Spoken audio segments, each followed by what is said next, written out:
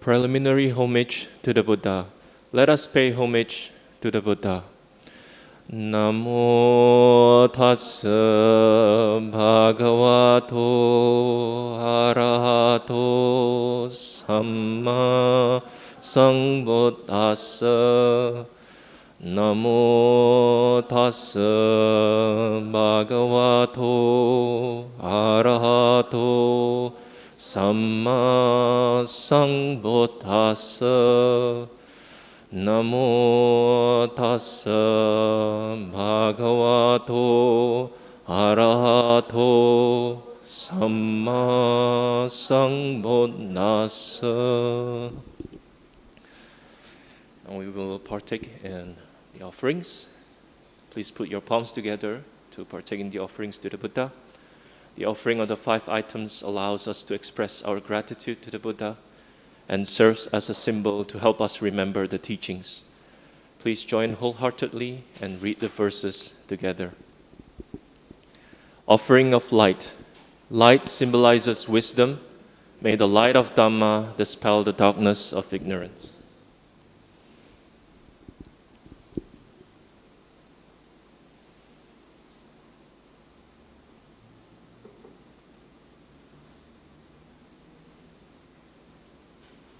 Offering of incense. Incense symbolizes the fragrance of pure moral conduct. This reminds us to cultivate good conduct.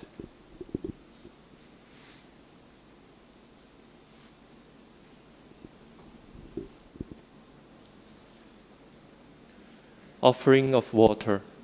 Water symbolizes purity, clarity, and calmness.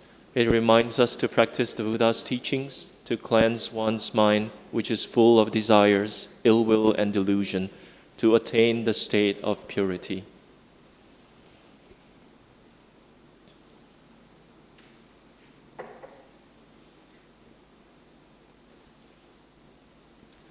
Offering of fruits. Fruits symbolize the ultimate fruit of enlightenment, which is our goal. They also remind us that all actions will have their effects.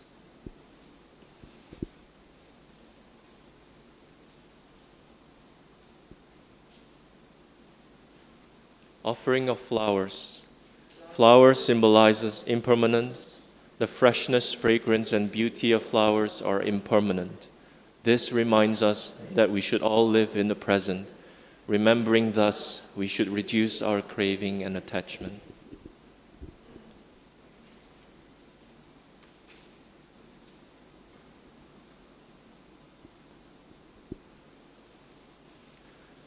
Salutation to the Triple Gem. Let us pay respect to the Triple Gem. Arahang Samma Sambuddho Bhagava Buddhang Bhagavantang Abhivademi.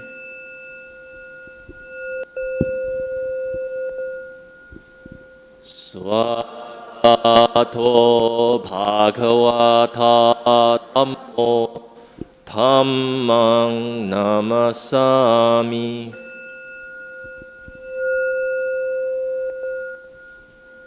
Supatipanno Bhagavato Sāvaka Saṅgho Saṅghang Namami.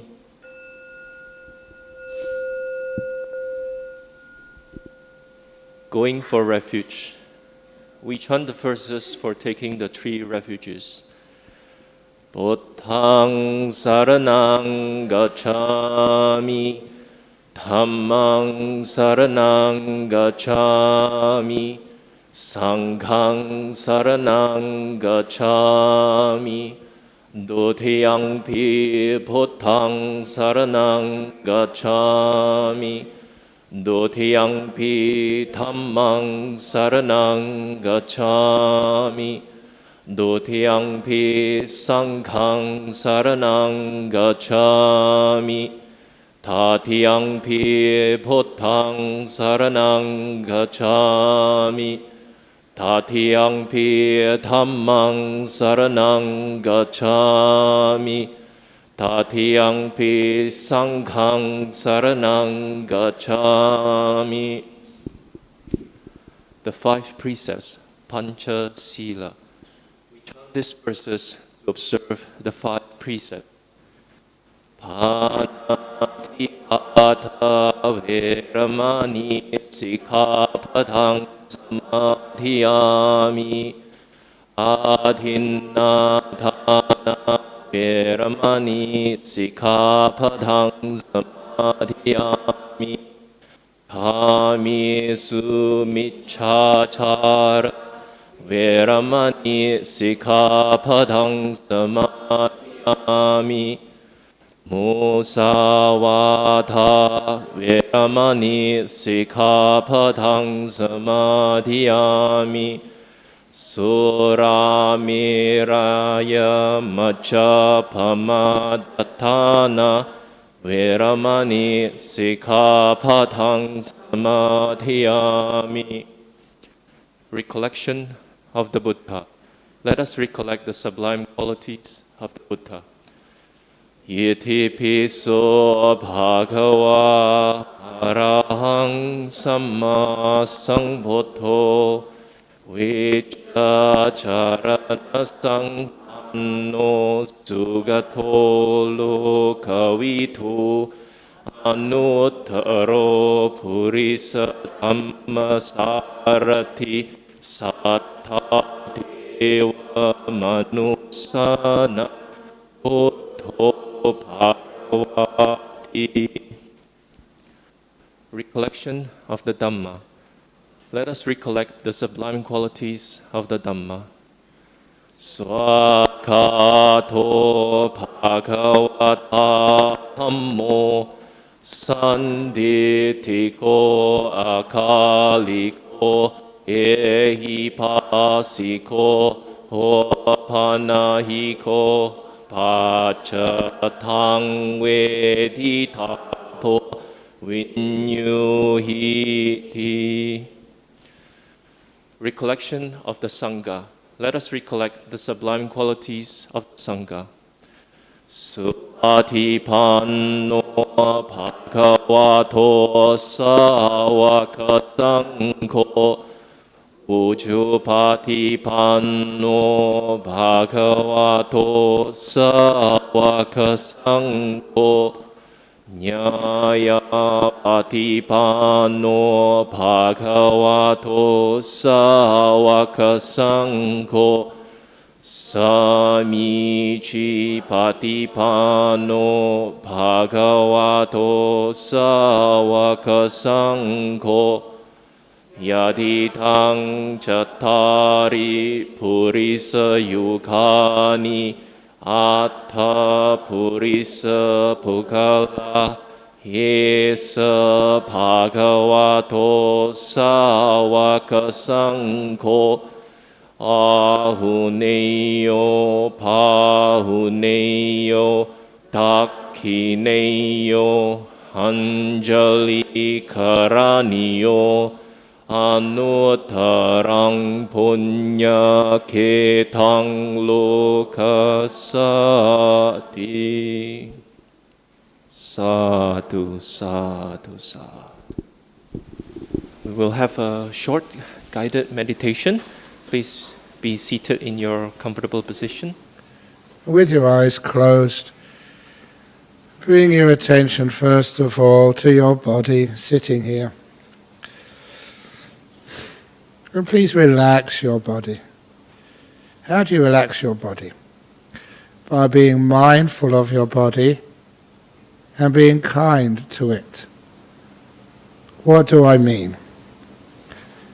We can start with your legs. Ask your legs. Legs, how do you feel right now?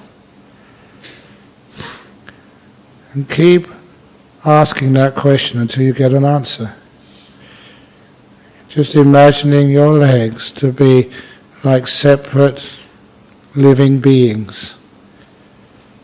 When you ask a question of your legs with respect, sometimes my legs tell me that they need to be adjusted, moved.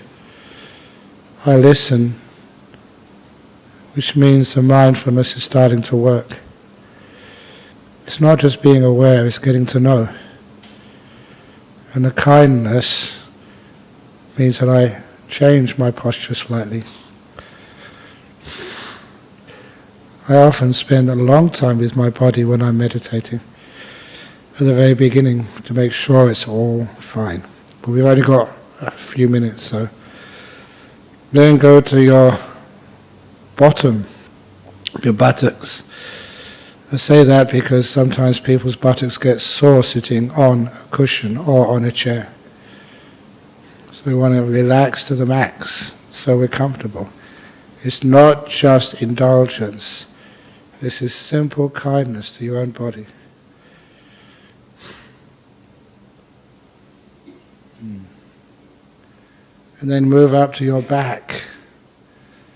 Just imagining your back to need a big stretch. The reason I do that, I've just been living in forests all my life, and even in Australia, you see even kangaroos do stretching exercises. These are native wild kangaroos. So I do a big stretch of my body at the beginning and just feeling all these chemicals going into my body, just painkillers, immune enhancers, until my back, it feels really great.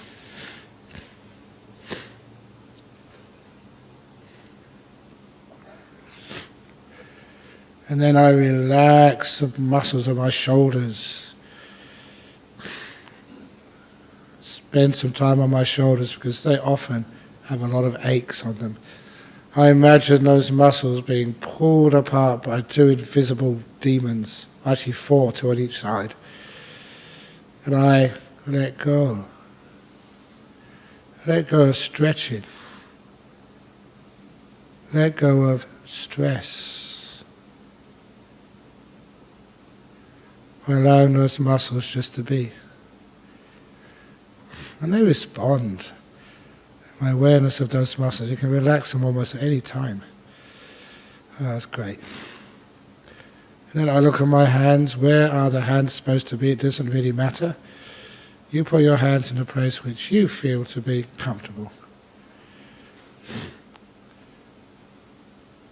And ask your hands, like your hands were separate entities from you. Hands, how do you feel? Do you need to be moved?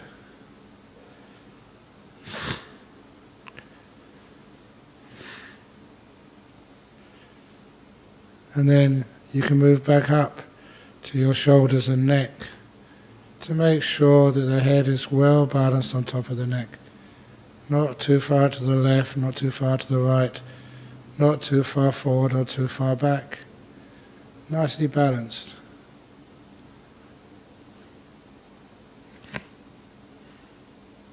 And even in your throat, if you have any tickly sensation like I have now, I do have allergies. It's part of what I inherited from my father who had asthma. Just be kind to your throat. Find ways of relaxing it. And then move up to your face. In your face there's many muscles which stretch, scrunch up because of your emotions. And by relaxing the muscles on your face, you can also relax some of the emotions. So I feel the muscles around my eyes. And I loosen them all. And around my mouth too.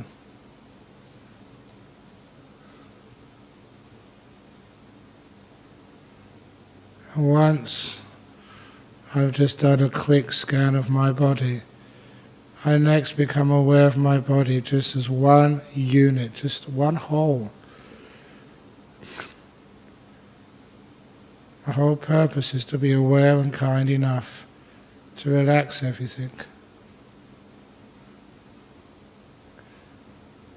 Because I've been doing this for years, I notice that when I deliberately relax my body with mindfulness and kindness, I get this delightful feeling.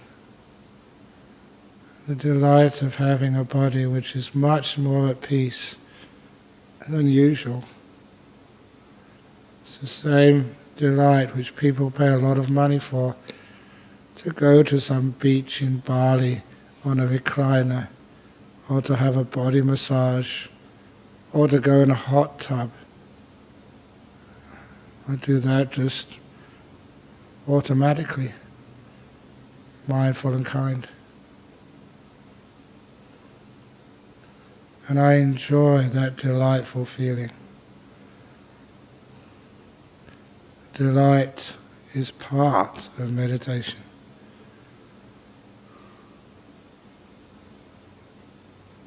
I'll just stay there for a few seconds.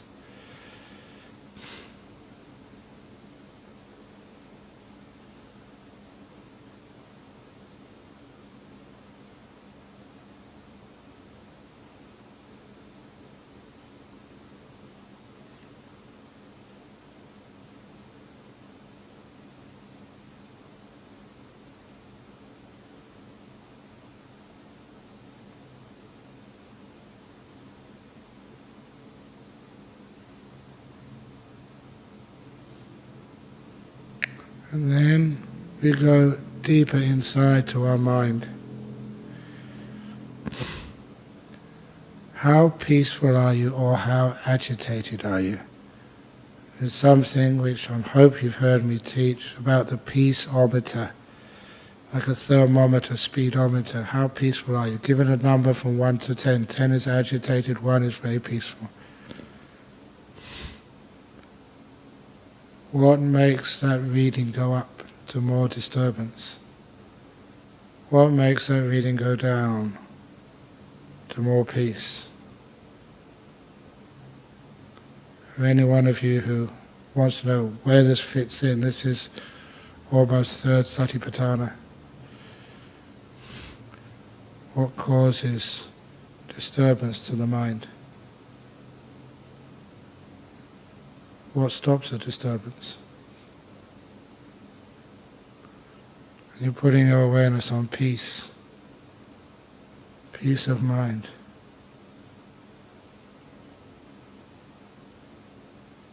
You don't think peace, you experience peace.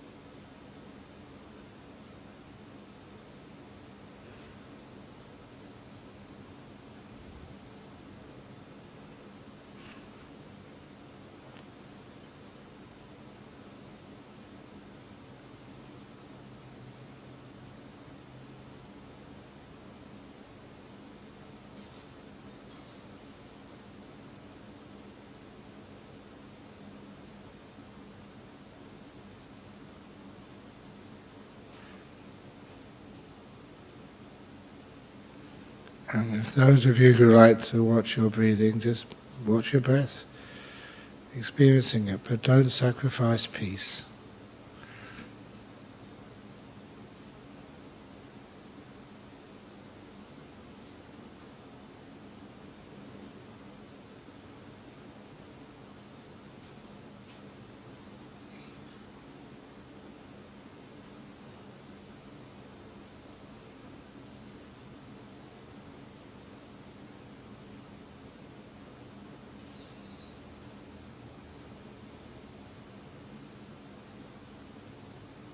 And be kind to this moment, opening the door of your heart to whatever you're experiencing right now.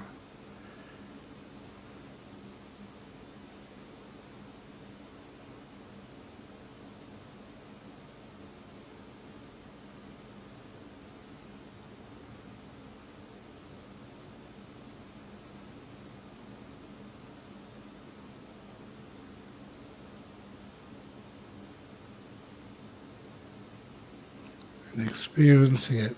Don't think about it. Go deeper inside in the thoughts, to the silence which exists in the present moment. Just here, relaxing, making no plans, making no judgments. Grant to yourself these moments of peace. You deserve them.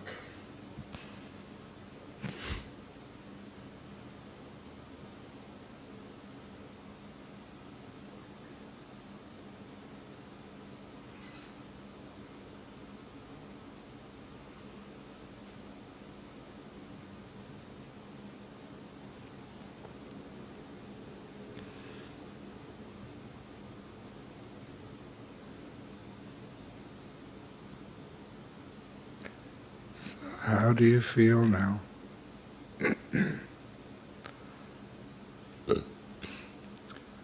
What's it like in your mind? Your emotional world? How much peace can you feel?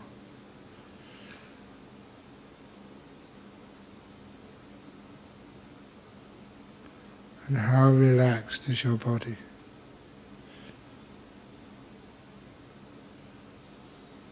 And how joyful does it feel?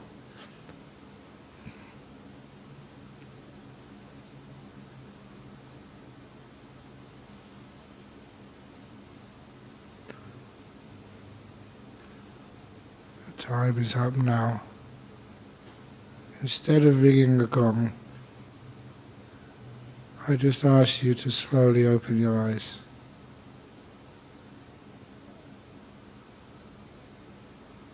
And come out from your meditation.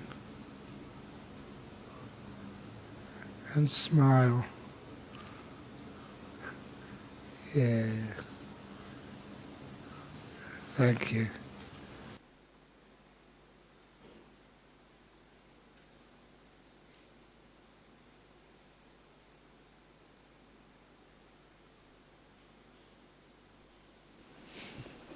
So, welcome back, brothers and sisters. Before we begin the talk, please allow me to introduce our speaker today. Today we are very blessed to be able to have Dr. Peter Mack with us here to give us a talk. Dr. Peter Mack is a general and hepatobiliary surgeon who has been practicing in a public hospital for more than 4 decades.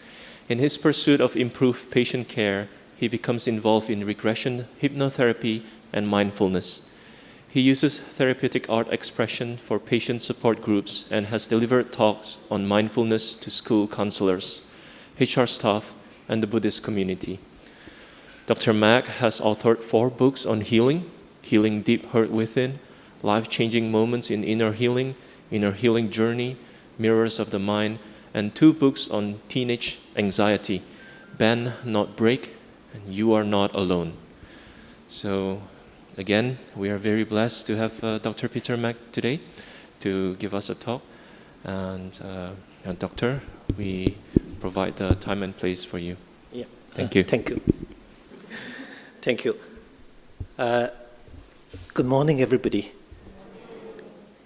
Today I'm going to talk about mindfulness and resilience. I think the emphasis is on resilience. Okay, now when I talk about resilience, I was trying to explain it in a simple way, and this is why I put the title as Choosing One Thought Over Another. I thought it should be simple enough. No, the whole idea is to explain the essence of resilience. Now, if you ask me why, as a medical doctor, I get involved in this topic of resilience, I think there's a story behind it. I think some years ago, Angie Chu, I think you all know Angie Chu. She invited me for lunch and to thank me for helping her in a talk and all that kind of thing. And during the lunch hour, she gave me a little script of a little story of a student who committed suicide. I said, Dr. Mack, I need your help. I said, I said, what do you want? It was a 10-page script from the suicide victim's brother, who was grieving over the brother's suicide, and then he wrote a little story on it. So I want your help to convert this to a book that I can use it to help other people not to commit suicide. So that was the beginning of my journey on how to develop resilience. And when I thought about it, the key to the whole thing is actually mindfulness meditation. So this is how I started to develop an interest in this area. In fact, one of my books that the Bend Not Break was about this story and how mindfulness can be used to develop resilience. Okay, so before I let me get to the next slide. Before I go any further, before I go further, I need to explain what is resilience, because if you don't know what is resilience, you won't understand the rest of the talk. In the context of depression and suicide and all that kind of thing, we are bothered with the outcome. It's because you're not resilient enough, therefore you commit suicide. So in a way, it's an outcome. All right? So in psychology, we always talk about resilience. You're bouncing back from adversity. All right? You're in deep shit, you're in trouble and all that, but you're able to go through it and bounce back. And in our daily life, the best metaphor you can use for this is the bamboo tree. Because the bamboo, you can bend and all that kind of thing, and then it bounces back the moment you release the force. All right? You see all this in Kung Fu movies, All those fighters will stand on top of the tree and then the thing bounce back and then they jump. And then, you see how resilient the bamboo tree is. So that's about the outcome. All right? You bounce back. Now, you think about it, it's not just about bouncing back. You must have the capacity to bounce back. All right? And we are talking about how to develop the capacity later on. Now, so I took this picture from a little flower in my backyard because it was growing between the crevices of the stone slabs and all that kind of thing. Plants grow without very much soil and without strong sunlight and hardly any water. They still grow. These are very resilient plants. All right? So it's a capacity to survive in the harshest of circumstances. That's resilience. All right? Now, some people are very good at that, or some animals are very good at that. I use the cat as an example. I don't think Singaporean rear cats, right? By and large. So you may not have much experience. No, I grew up with cats when I was in my younger days. So one thing I noticed about cats is that when you throw them up and then let them land on the ground, they will always land on the floor, no matter how you rotate them and all that kind of thing. Now, it's a state of, I don't know what's the correct word, but it's a state whereby the animal has the capacity to know how it should land. All right? So it represents the strength in the animal. All right? And you need, if you put in the human sense, you need inner peace and you need freedom for you to do the way you want to do to become well. Now, of course, you need to develop an attitude. All right? Now, this picture, I put a man, walking across a rope in the sky and all that kind of thing, and yet, he's not scared. And all that. Now, this is an attitude. In Hokkien, you call it bo chap. All right? So basically, you're functioning as if nothing happened. You say, I'm walking on the rope only. What is below me, doesn't matter to me. All right? So you need the attitude to develop resilience. If you get what I mean. Now, having said all this, developing resilience is not just like that. It's a life process. It's a long journey. It's an ongoing way of learning how to cope with all the challenges in life. All right? And you need a continuous, what we call, I put as a positive life trajectory. So it is a long way to helping and reminding yourself to be positive so that you can bounce back. All right. So resilience is not just about bouncing back, but it's actually a lot of things related to help you to develop the capacity of bouncing back. So that's resilience. Right. Now,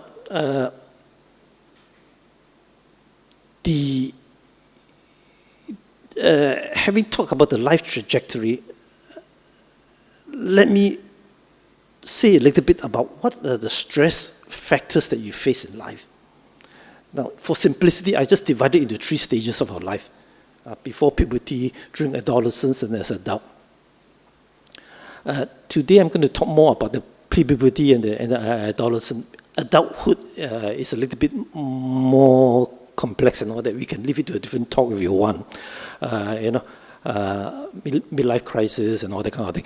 But when you are at the pre-puberty stage, you're actually at the learning stage, right? And when you're at the learning stage, you know you need people to show you how to do things. All right, that's a stress because not everybody is willing to teach you. Then you got to produce results and try to win recognition from your parents, from your friends, peers, etc., etc. That is a stress. And if you your teachers, your friends doesn't think that you're useful, you feel dissatisfied and you feel sore about it.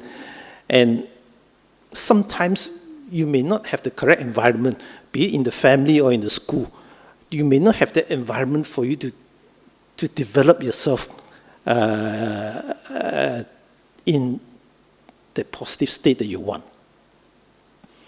Now, that's pre-puberty. Now, when you reach adolescence, it's a different set of problems. It's really about developing your identity. All right, I put identity formation here.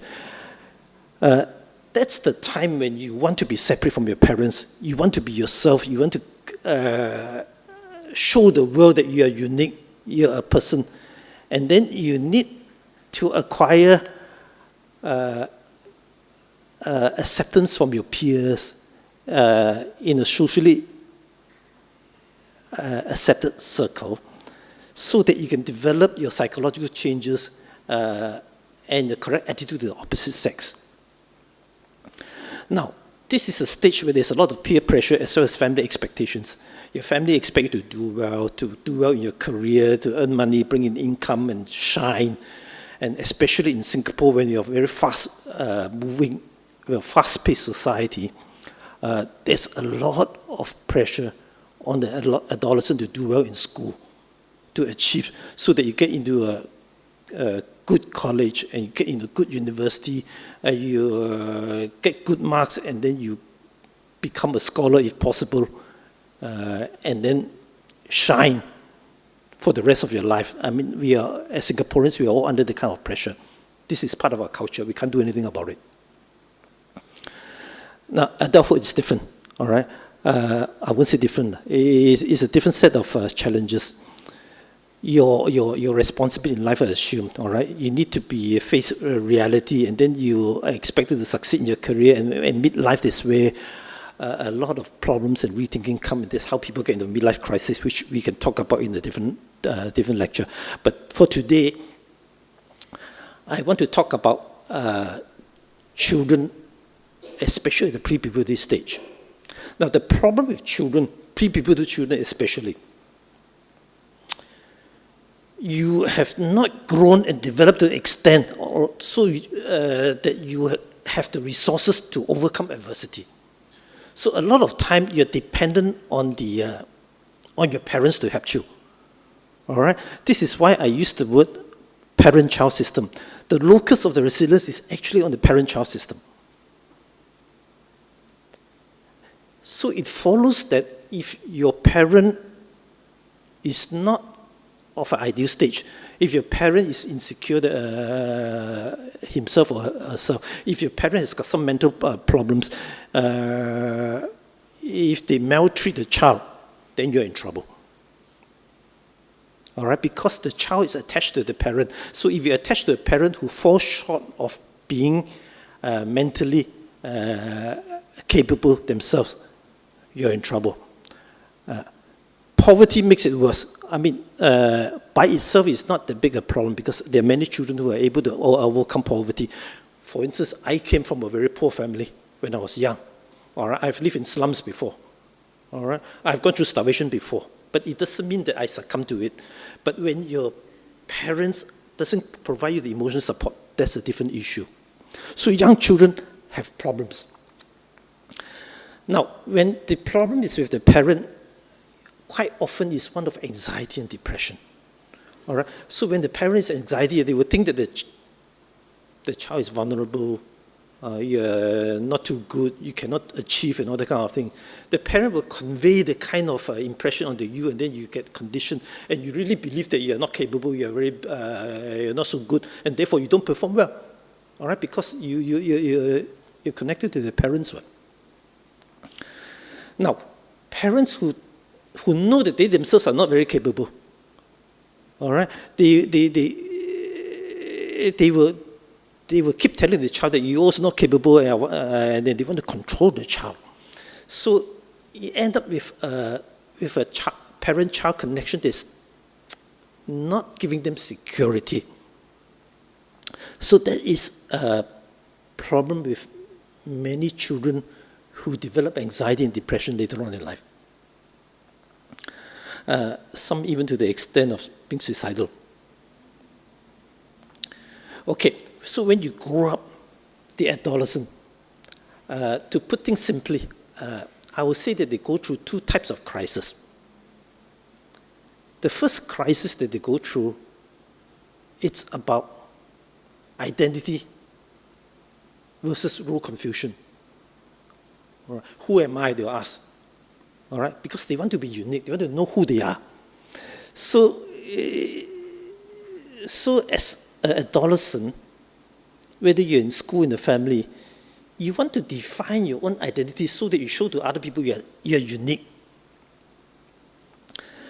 Now, when you don't have an answer to your question, who am I?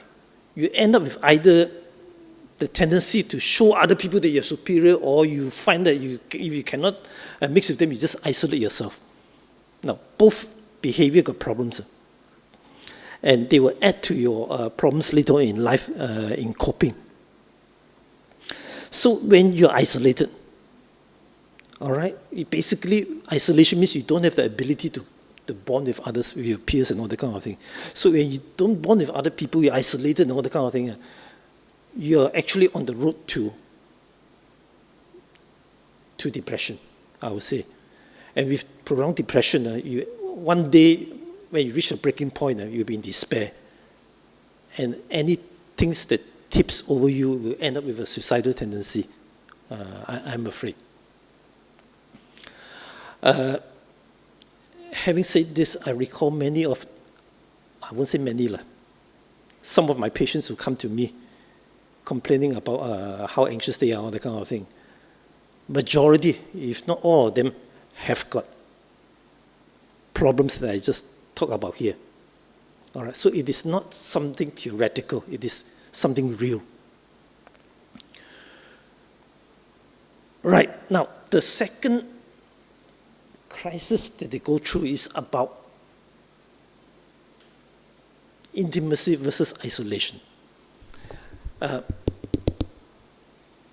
They need to understand what intimacy is like. It's about balancing between giving and receiving of love from other people.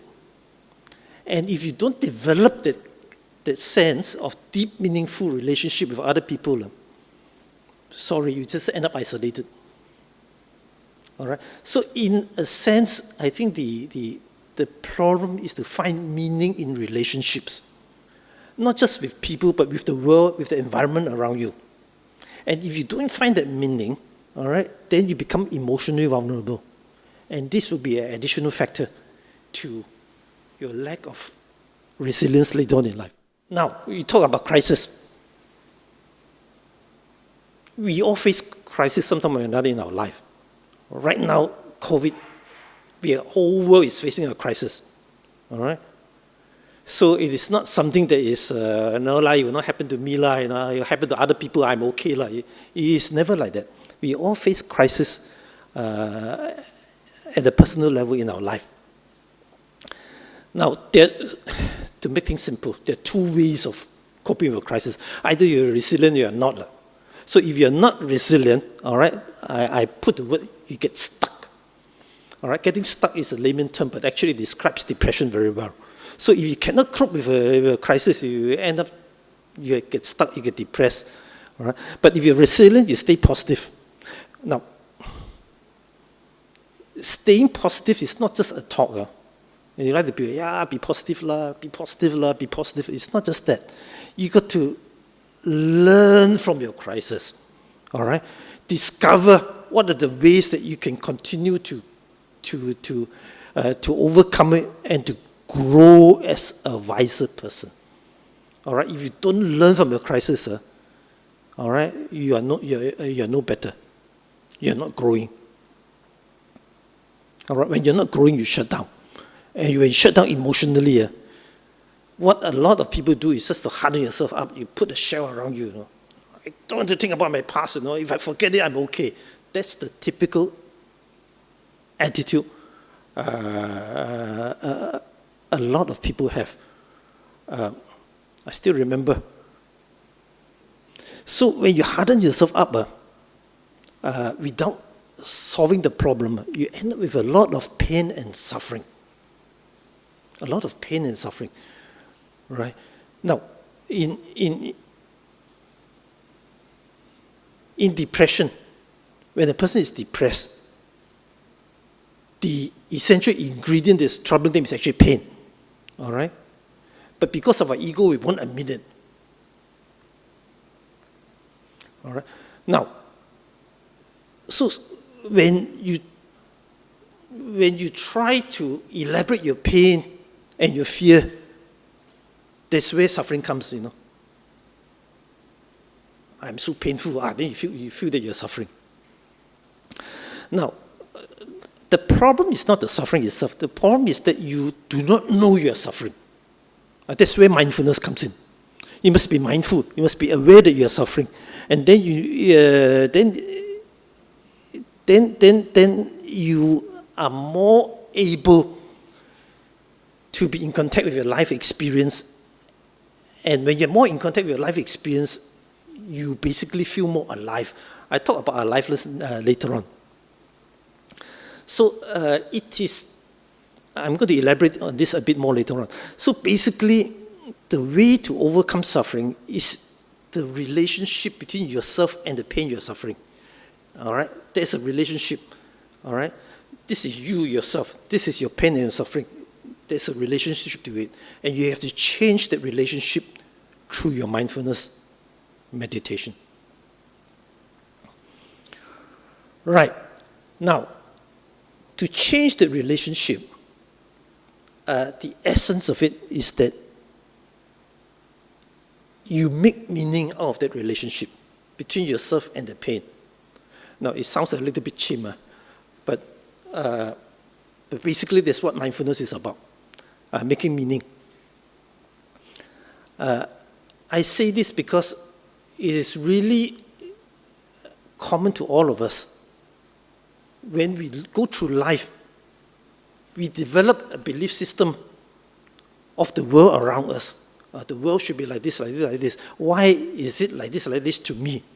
Not fair. Not fair, what am I going to do? I get depressed because I cannot accept it. That's the usual sequence of events. So, to emphasize, this set of beliefs that we develop for ourselves is really the foundation on which we live our lives. And we don't realize it. All right? And at difficult times, to break up that foundation, make us feel more insecure.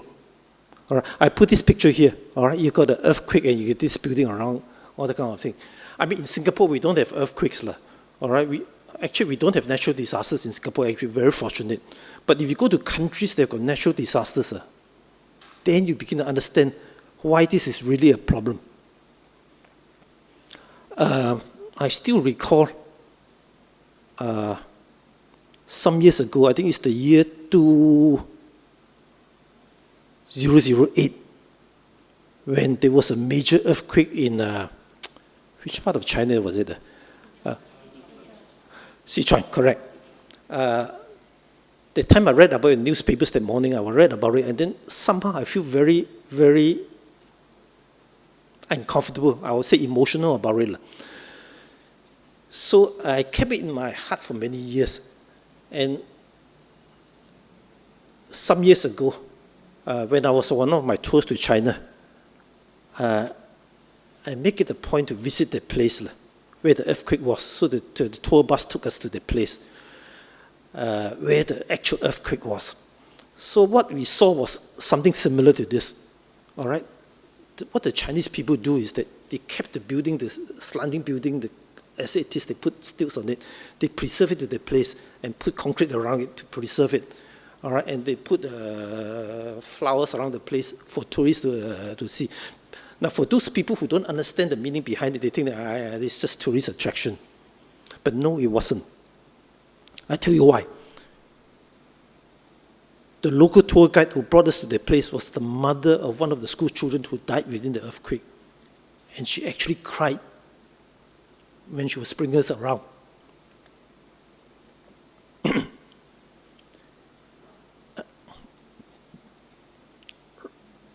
She was telling us the suffering she went through. And even to the very day, I think she's still hearing the child's voice in the night. All right. That was one. Now, the second thing was that place used to be a very primitive farm. But when I visited the place, the government has come in, besides that exhibition, the tourist area, the rest of the village has all been rebuilt into a new town with shops, single level, a few double level buildings, but with earthquake resistant supports, etc., etc., and with a little town hall for people to hold conferences about earthquakes. All right. Now they show how resilient the Chinese community is. They learn from it, they grow with it, and learn how to continue to learn how to cope with the thing, with the event they went through. Local people there, all right? I asked them, you've been here for so long, you went through all this trauma where about 69,000 people died from the earthquake and all that. Why are you still staying here? Don't you want to move out? They say, no. This is our hometown. This is the place that we grew up, all right? We will continue to live in this place. It is painful, but we have accepted it, and we will continue to cope with it. I think if you ask me, this is the true spirit of resilience. You accept what has gone on in life, and you move on, and you grow with it. All right? They actually has published a little book about the earthquake and all the painful events they went through. They actually, sell the book for a token. But that's the way of them, the very fact that they're willing to tell the story to the wider public shows that they are willing to bring out their sorrow and not just bury it inside. So burying it inside is never really a solution to a lot of our problems. Okay, good.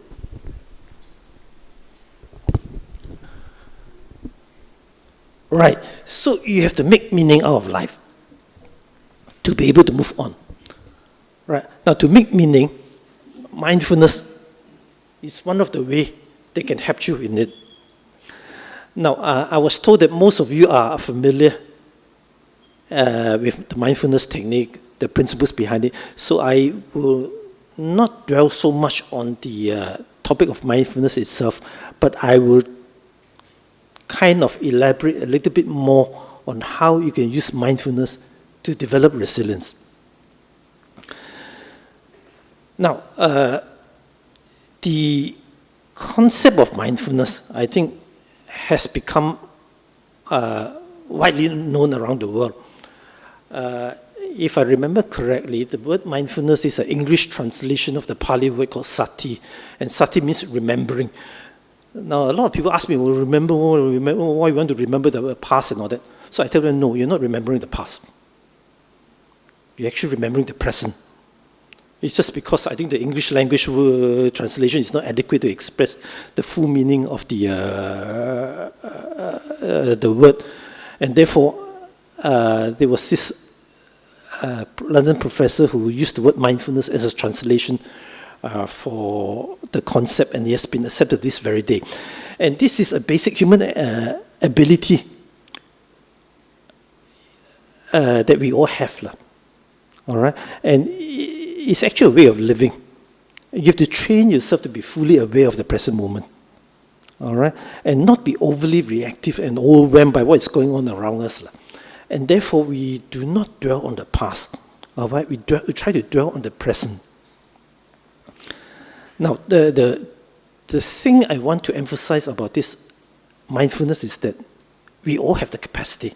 And if you make use of it, it sparks innovation. All right? And it actually helps to transform yourself socially. I will elaborate a bit more on how that is done. Now, the core message that I'm going to transmit to you today is mindfulness breeds resilience. And people ask me, how? All right? Now, you get down to basic principles. With mindfulness, you familiarize yourself with positive feelings, with positivity. And it helps you to move away from your negative memory network. So instead of thinking about the times when you suffer, the times when you're painful and all that, you think of times when things turn out well, you see. Now, this is what I mean by choosing one thought over another. It's your choice. You can do it. You choose to do it. So, a lot of people choose not to do it. And that's why I say they are not really mindful. So if you're mindful of your wellness, of your happiness, you choose to think over things that you did well, is it? Right. Okay. Now, when you are mindful, or when you do mindfulness meditation, the first thing that you are taught, or the first thing we practice is really the power of concentration. And by concentrating, you develop attention. Now, attention is really very, very important. It's so fundamental.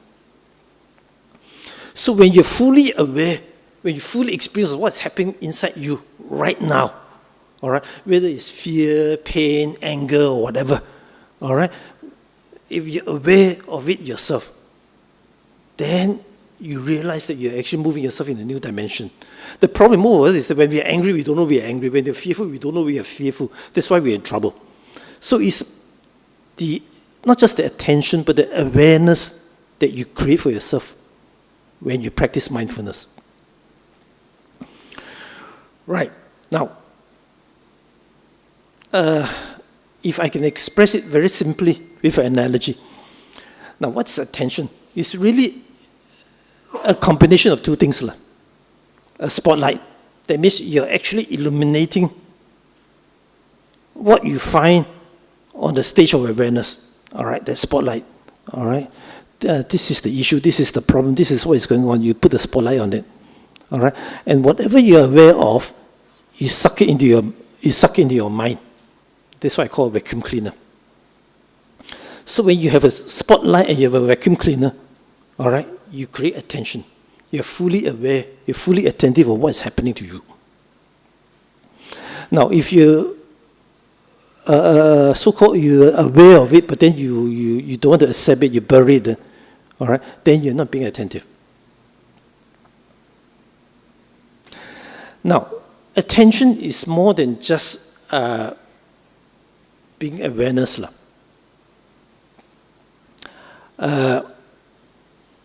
It is really crucial for not just developing resilience, but it's crucial for the learning experience as well.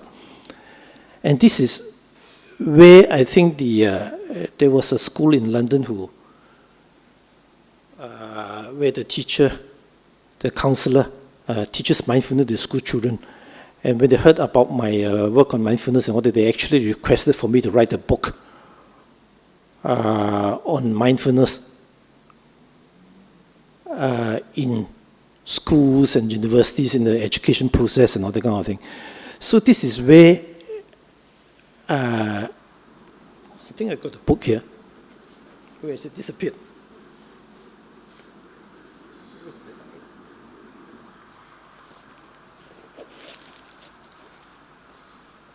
So this is the book that I've just written and published with a London publisher. It's called The Mystic Mirror. So what happened is that there are two issues here. One is the learning process. How do they learn better, and how did they use mindfulness to help them to learn better? And two, how did they use mindfulness for them to cope with the stress we face in schools, including the pressure from the family to do well, from the school lessons, from the heavy curriculum, and be resilient so that you do not succumb to the pressure. Now, so that's about mindfulness. So mindfulness, basically, it helps you to take charge of yourself, to become the person that you want to be. Now, have I overshot my time? Not at all. Okay. Okay, the whole idea is to help yourself to control your efforts. All right? So that you don't get controlled by your negative thoughts. All right? You have to choose one thought over another. That's why I used it for my title. You must be the person that you want to be. When you're depressed and all that, you're actually trying to run away from your experience. All right? So I'm going to use the word aliveness. When you're not alive, when you're depressed, you're actually running away, you're actually abandoning yourself. But when you look from the point of view of mindfulness, it's really about running away from aliveness. When you don't have vitality, you're out of touch with life. So when you practice mindfulness, you're actually inviting yourself to come back to experience what you have at hand and be alive again. So mindfulness is very important for your own vitality, so to speak. So let me emphasize again. When you're mindful, you feel alive. And this is not just from me. I mean, I have a quote from one Bhante, you become sensitive to the actual experience of living, to how actually things feel. You do not sit around developing sublime thoughts of living. You live. All right? You live a life that you want to be happy with. All right? You don't choose to live in a life of suffering. If you choose to, then you're actually not being mindful. You're not being you're not being fair to yourself. When we talk about mindfulness meditation, all right, I don't know how many of you have reached that stage, but what happens is that when you are aware of your own thoughts, especially your negative thoughts, your pain, your suffering, all that kind of thing, you can actually, I won't use the word visualize, you can actually sense the suffering yourself. All right? So, when you practice mindfulness meditation, what you should be doing is to observe your suffering self. All right? And you must understand that that suffering is not you. All right? It's that part of you which is suffering, which will come and go. And this is where I feel it kind of resonates with the Buddhist philosophy of impermanence. Things are not permanent. They come and go. So when you watch the suffering, after a while you find that the thing disappears. All right? Now, but what is deterring some of us is that you doubt yourself. can I stay with what's happening? This suffering is so bad, how can I let it go? And all that. Now, you've got to create an emotional distance between yourself and the pain that you're observing. All right? Tell yourself, this is not me. This is my suffering self. It will come and go. So if you're able to develop this practice, you become more resilient to the pain and suffering that you're going through. Right. Okay. The next point I'm going to make is that mindfulness helps to be aware of many different aspects of yourself. So when you see that you're not your thoughts, you're not your emotions, so your thoughts and emotions are separate from you. So once you're able to develop that perspective, all right, you find that you've got a whole palette of options to be able to develop a new relation to your own emotions. Does this sound a bit too profound? No, huh? Okay.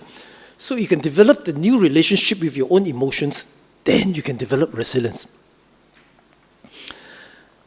And the way that resilience develops is when you accept your pain, all right? This is my pain, this is not me, but I accept it. Now you, or not you, I probably not you, but I personally have encountered some of my patients who just come to me, doctor, I want you to help me to feel better. All right. Now, when they say things like this, it's kind of signals to me that they have not accepted their pain. It's not about getting better, or it's not about that you want to feel differently. It's about you accepting your pain, your suffering first. Okay, come back to the main message of my talk. I want to tell you that what you think, what you're thinking, your thoughts are actually not truths. All right? Your thoughts are not facts. Your thoughts are your opinions and your perceptions of what is happening to you and the world around you. It may be true, it may not be true, but a lot of times when your thoughts affect you, a lot of times it's not true. And when you practice mindfulness, it has the potential to change your relationship with your thoughts. Now, how do the mind react to stress? This is what I'm getting to. When you are under stress, all right, you can get yourself into even more trouble when you keep repeating the same thing over and over and over again. This is what we call rumination. All right? Now, if you don't believe me, all right, you can try. You tell yourself, I'm so sad, I'm so sad. You say it 100 times. And after that, you say another time, I want to commit suicide, I want to commit suicide. I guarantee that you're going to jump. All right? Because you have convinced yourself you are so useless, you have convinced yourself you are so sad, you have convinced yourself that you won't solve the problem unless you jump. Then you will jump. Because this is how your mind reacts. So you cannot get yourself into that state. All right? You cannot get yourself into that state because your mind reacts to stress in that way. Now, for you not to get into that state, that you have to be aware. You have to practice mindfulness meditation because mindfulness, it unveils for you your process of suffering. And the trouble with us is that whenever we sense phenomenon, all right, when phenomenon arises as the object of awareness, we try to interpret it in the way we want it, all right, through our five senses. That's because of the way we are brought up. We try to make sense of it the way that we are brought up. But with mindfulness, you train you by not judging it, by staying neutral with it, by watching it and let it go. By letting it go. So we are in the habit of relating ourselves to the data is a means to an end. But mindfulness will just teach you to just observe it and let it go. Stay neutral. I think in Buddhism you use the word equanimity, right? That's basically what it means. You stay neutral to it, you don't react to it. And when you don't react to it, you don't feel that you're part of it. And you can move on. But by reacting to it, and if you react to it in a negative way, you're in deep shit.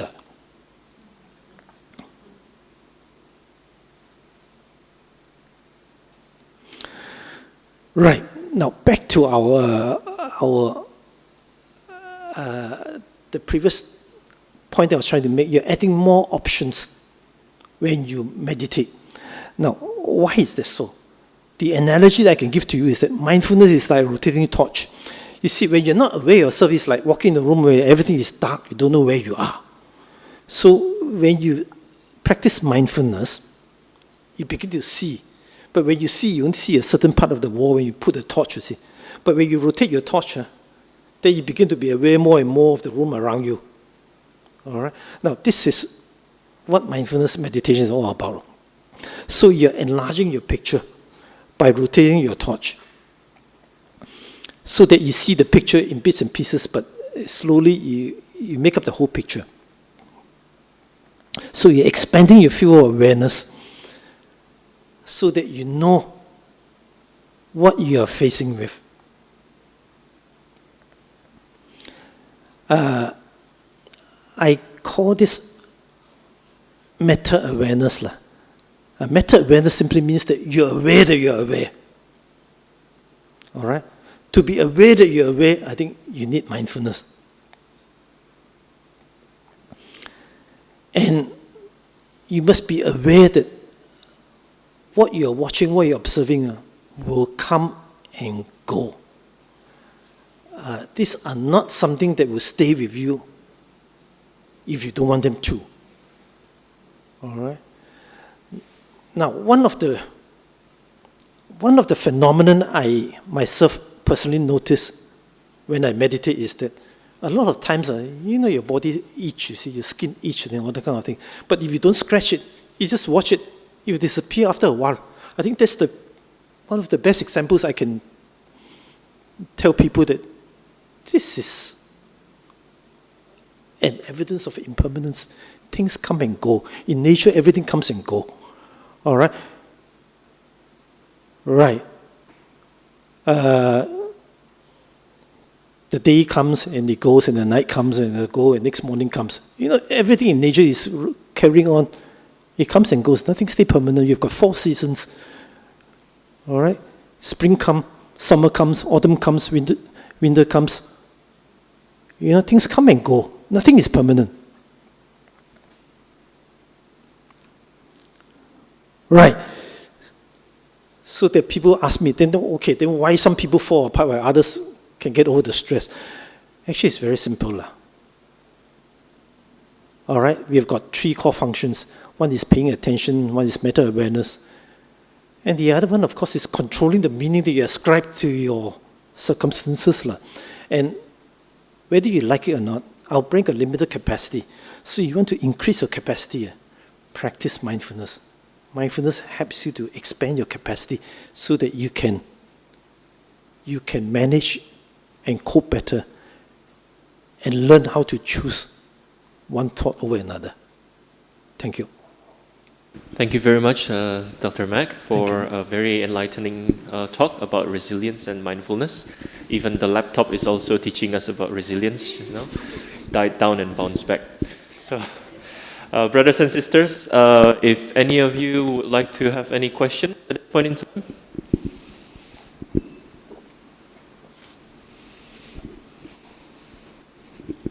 Yes.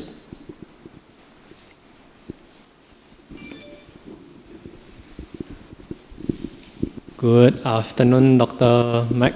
Thank you very much for the very... It's 1 minute before afternoon.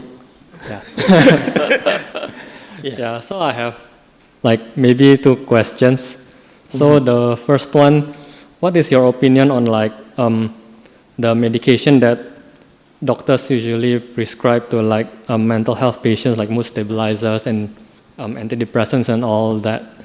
Because like, yeah, I think like in mainstream medicine nowadays, like for the problems that you mentioned, right, like suicidal thoughts and all those, usually what they prescribe would be like those things instead of like mindfulness, like you mentioned. Can I answer that one first? Yeah, sure. Now, you must understand that conventional medicine has taken on a scientific slant. Now, to take on a scientific slant, they have to look at things in a very physical manner. And to make things simple, I think the psychiatrist has more or less equated the mind with the brain. So, when you talk about depression and anxiety and all that kind of thing, they will explain it on the basis of chemical changes in the brain. So to counteract it, and they use physical methods to counteract it, they use drugs to change the chemistry of the brain so that your depression level will not be so low. So this is the basis on which they prescribe the medicine. So it helps to the extent that at least when you're not so depressed, you will not jump. So when you don't jump, at least they have fulfilled their original purpose. All right? Now, of course, all medication got side effects. So I think one of my patients tell me, hey, doctor, when I take the medicine for my depression, all that kind of thing, I find that, yeah, I mean, I won't jump because I can't feel anything. All right, I don't feel sad, I don't feel happy, I don't know what I'm feeling, I feel like a zombie. Oh, that was what she said to me in the exact words. I feel like a zombie. So I may not jump, but then I'm depending on the medicine because if I don't take the medicine, I will jump. So that's the problem with the medicine they prescribe from the mental health services. It's not that they are bad.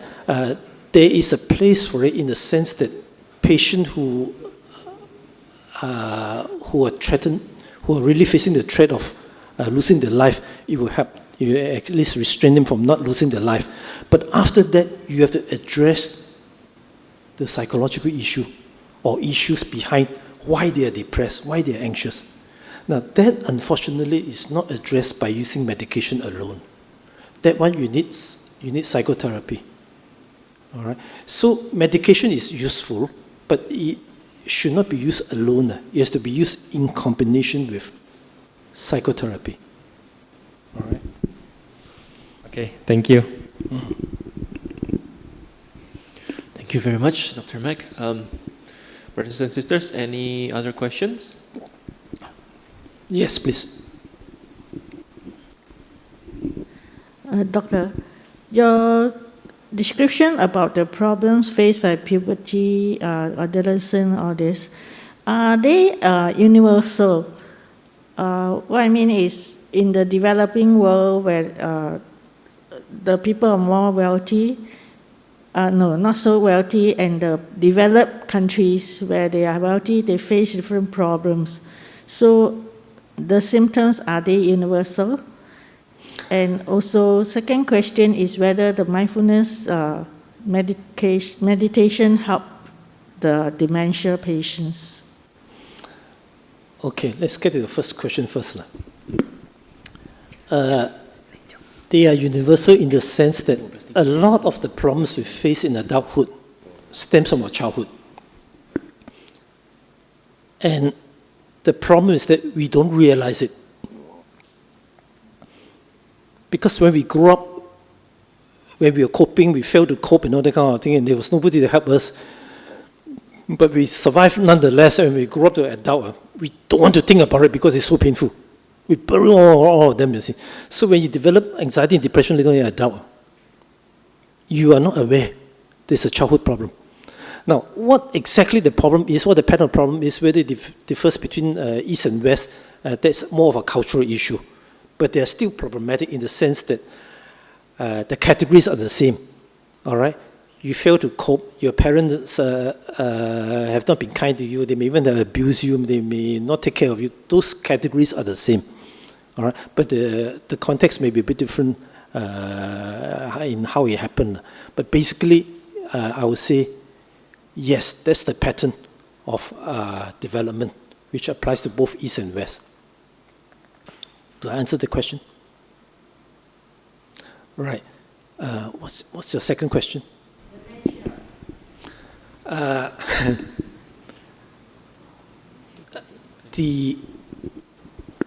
You try to teach mindfulness to a person who's in dementia. Not possible. He won't understand you. So I find that it's not a practical thing to do. It's the same problem when you face a person with schizophrenia. You try to counsel and all that kind of thing, he won't understand you. You try to hypnotize a person with dementia, cannot, because he doesn't understand your instructions. So these are real problems. What about prevention? Prevention of what? For dementia. Your question is, does mindfulness help to prevent dementia? To my mind, yes. Because there are a lot of theories about dementia and all that, but to my mind, I think dementia is when you're basically not exercising your mind, when you leave your mind to become stagnant and all that kind of thing, then you have a higher chance of developing dementia. But if you practice mindfulness, I would say yes, you will not develop dementia that easily. All right. Yeah. Okay. So thank you very much, Dr. Yes. Mack. Any one last burning question, brothers and sisters? Going once? Going twice? Yes. Oh, got one. Okay. Because the reason is not all of them were here during the last talk, and it wasn't recorded as well. So can I request for that very chum story on the Canadian lady? Canadian lady. Okay, sure. There was once a Canadian lady just looked me up. I don't know who she was, but she introduced herself that she's a teacher in a foreign school working in Singapore, and she needs help because she has got this phobia of enclosed space from childhood. She's a very strong character. She wants to overcome it, all right, by going for scuba diving. She thinks that if she can complete the scuba diving course, she'll be able to overcome this fear of enclosed space. But she dropped at the end, and then she was a bit angry with herself. She asked me for help. All right, so I asked to be careful. So I asked her, "What's your religion?" She said, "I'm a Catholic." I said, "Chama." I said, "How am I going to help you if you're a Catholic?" Because for people with phobias, majority are due to past life issues. So I told her that if you really want to get the root of the problem, the chances are that I have to regress to your past life. Oh, she said, "No problem. I'm open enough. You can regress me to a past life." All right. So I did. So when I regressed her to a past life, she saw herself as a 10-year-old child on the shipwreck. I think she and her father was on a small ship that I think capsized. And was capsized, I think the father got drowned. But she was underneath the vault of the ship, crying for help and all that kind of thing. And, I had to be above water and down the water, above water and down the water. It was a lot of anxiety then. And then suddenly, she heard a voice that instruct her to go underneath into the water and underneath and come out from the water. You see, some voice directing her. So there was the voice from a man of another ship nearby who was trying to save her. So what she did was that she dived down and then come up again to the other side, and then she was safe. All right. And after the ship, she went onto the vault, and then she lied on the bed, and then she cried and cried and cried. And then as she cried, I think I reversed her on hypnosis, and she kept crying for the next 15 minutes.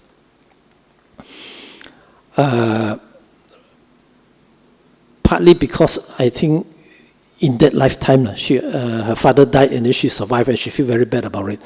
And when she woke up, she was still crying. She told me, "Doctor," I asked her, "Is your father in this lifetime still alive?" She said, "Yes." So she know that I know that this story is not about present life, but it was so real. And I was so emotional, I cannot help crying. All right? So that was the power of hypnotherapy, power of regression therapy. The whole thing looks real. Whether you like it or not, it looks real, even if you know that it's in another lifetime. Or whether you accept past life as real or you don't accept past life as real, to her it doesn't matter. All right? So after she cried for the 15 minutes and then she settled down and all that kind of thing. And she said, "Doctor, thank you very much and all that kind of thing. I'll keep you updated." And I think for 6 months she didn't come to me because I think later I found out she actually fractured her arm. She went for surgery, operated and all that kind of thing. And after she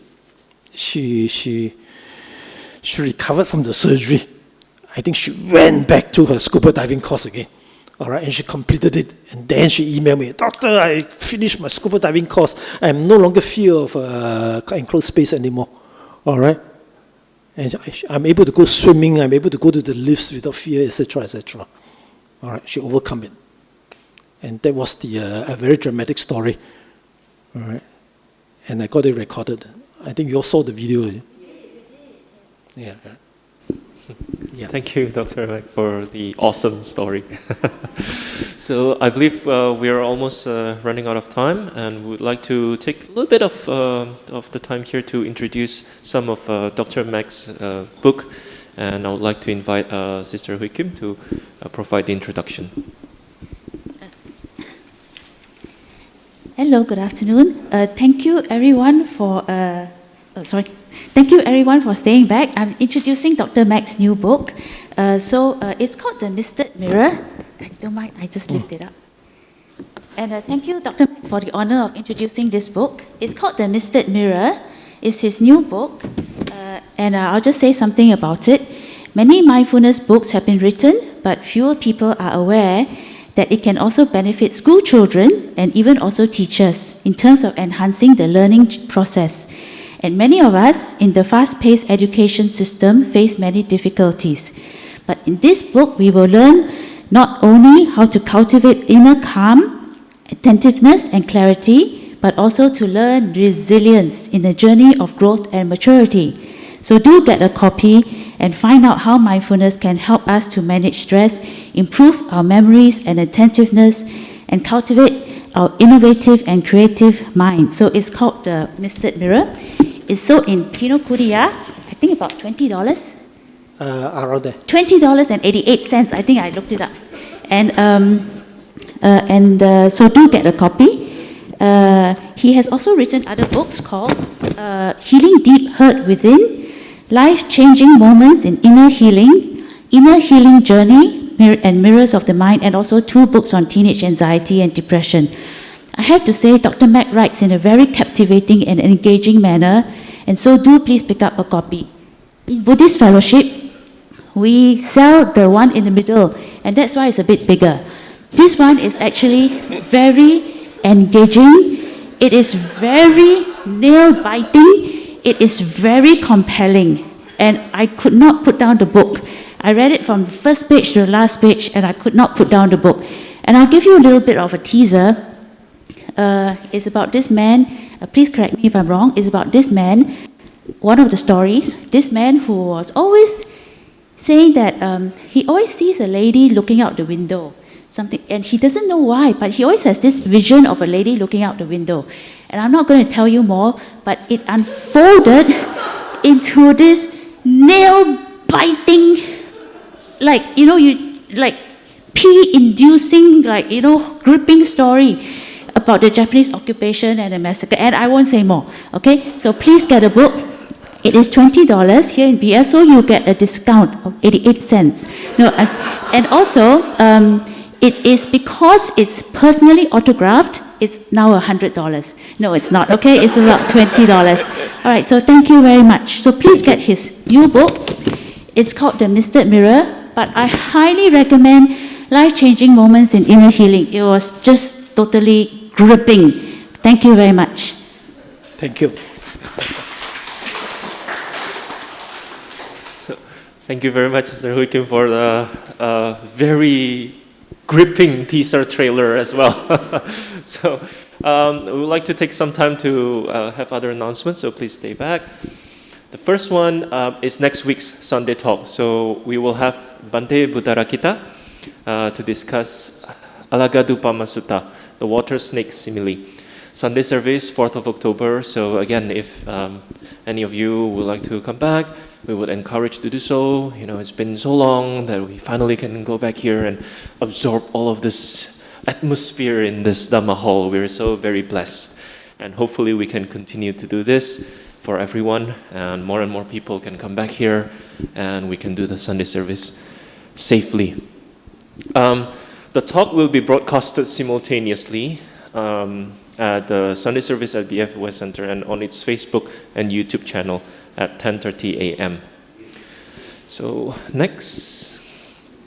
Okay, so these are the Sunday talks for the next month, for October. So we have Bante Buddharakita, we have Sister Sylvia, we also have Ayah Upeka, as well as Ajahn Brahm for October. So it's a very interesting month. Make sure you keep coming back and keep tuning in to BF's channels. Next. We also have Buddhist Fellowship Youth service, as well as the Indonesian service. All of these details, you can find it in the BF website. So please check it out and join more and more. Next slide, please. We also have the introduction to Anapanasati meditation, starting again on 11 October to 22nd of November 2020. This class is a best-selling class, so make sure that you register as soon as possible. Okay? Please register via Eventbrite. Next slide, please. We also have the quarter 4 Yin Yoga meditation. So for those of you maybe who have participated or probably interested in Yin Yoga, BF also has this activity lined up for quarter 4. But for this, the registration will have to reach out to the teacher herself. The details will be uploaded in BF website again.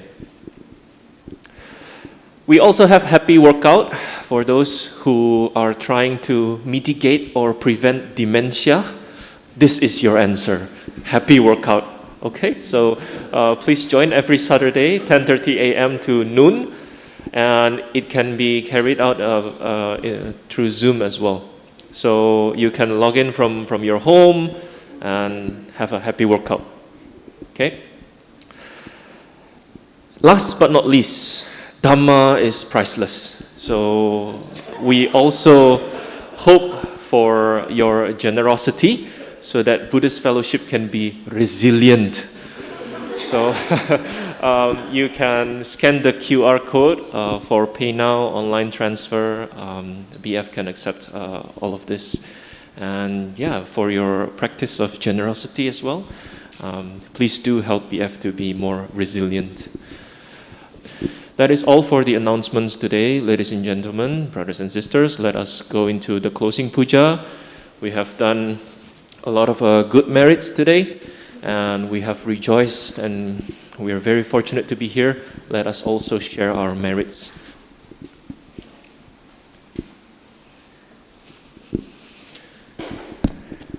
Dedication of merits.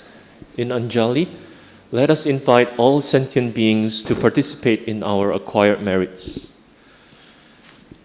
Itavata cha ammi sangvatang punya sangpadang sabhe dewa hanumodantu sabha sangpatti siddhya. Etavata cha ammi sangvatang punya sangpadang sabhe bhuta anumodantu sabha sangpatti siddhya. Etavata cha ammi sangvatang punya sangpadang Sabbe sattha anumodantu Sappha sangpatti siddhya. Dedication of merits. Let us dedicate the merits of participating in a wholesome Dhamma activity to our departed relatives and friends. Ithang me nyatinang hotu sukhita hontu nyatayo. Ithang me nyatinang hotu sukhita hontu nyatayo. Ithang me nyatinang hotu sukhita hontu nyatayo. End of service dedication. I dedicate the merits which I have accumulated to the cultivation of my mind in order to bring happiness and benefits to all sentient beings. I dedicate the merits to my parents, children, spouse, relatives, friends, colleagues, and my adversaries, wishing them long life, good health, happiness, and prosperity. May we never part from the triple gem, and may we always walk the path towards enlightenment. Closing homage, let us pay respect to the triple gem. Arahang Samma Sambuddho Bhagava Buddhang Bhagavantang Abhivademi. Swakato Bhagavata Dhammo Dhammang Namasami. Supatipanno Bhagavato Sāvaka Saṅgho Saṅghang Namami.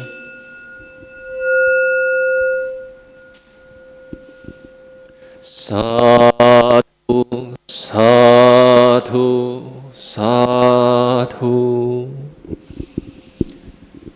Thank you very much, brothers and sisters. May you all be well and happy, and may you all be safe and healthy always. Have a good Sunday afternoon. See you. Bye-bye.